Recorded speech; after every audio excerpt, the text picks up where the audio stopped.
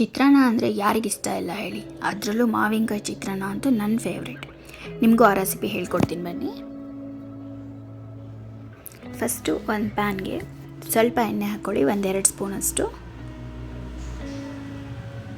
ಎಣ್ಣೆ ಹಾಕ್ಕೊಂಡು ಅದಕ್ಕೆ ಜೀರಿಗೆ ಮತ್ತು ಸಾಸಿವೆ,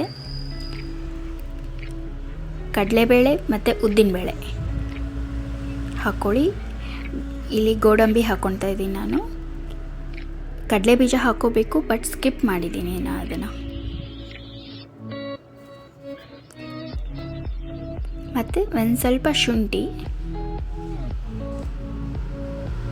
ಹಸಿಮೆಣಸಿನ್ಕಾಯಿ ಹಾಕ್ಕೊಳ್ತಾ ಇದ್ದೀನಿ.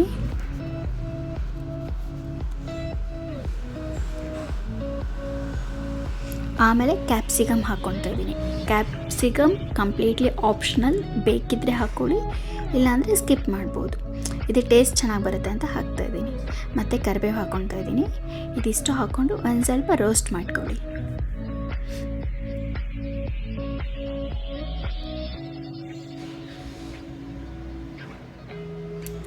ಚಿತ್ರಾನ್ನ ಆಲ್ಮೋಸ್ಟ್ ಎಲ್ಲರಿಗೂ ಇಷ್ಟ ಆಗುತ್ತಲ್ವ?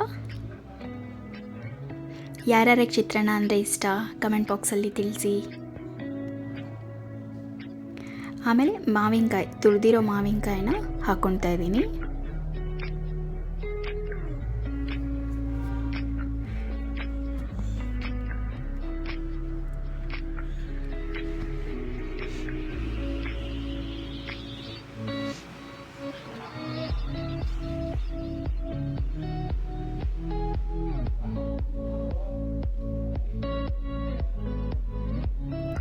ಈಗ ಸ್ವಲ್ಪ ಉಪ್ಪು ಹಾಕ್ಕೊಂಡು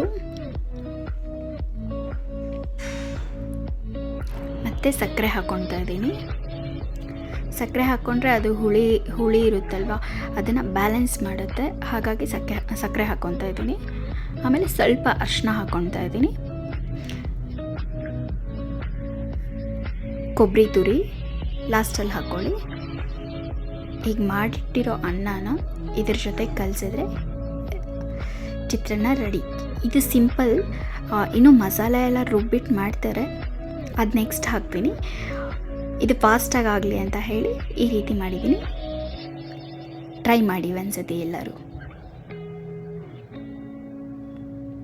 ಹಬ್ಬದ ದಿನ ಯೂಶ್ವಲಿ ಇದನ್ನು ಮಾಡ್ತಾರೆ, ಮಾವಿನಕಾಯಿ ಚಿತ್ರಾನ್ನ. ಅಂದರೆ ಕೋಲಾರ, ಬೆಂಗಳೂರು ಆ ಸೈಡೆಲ್ಲ ಮಾಡ್ತಾರೆ.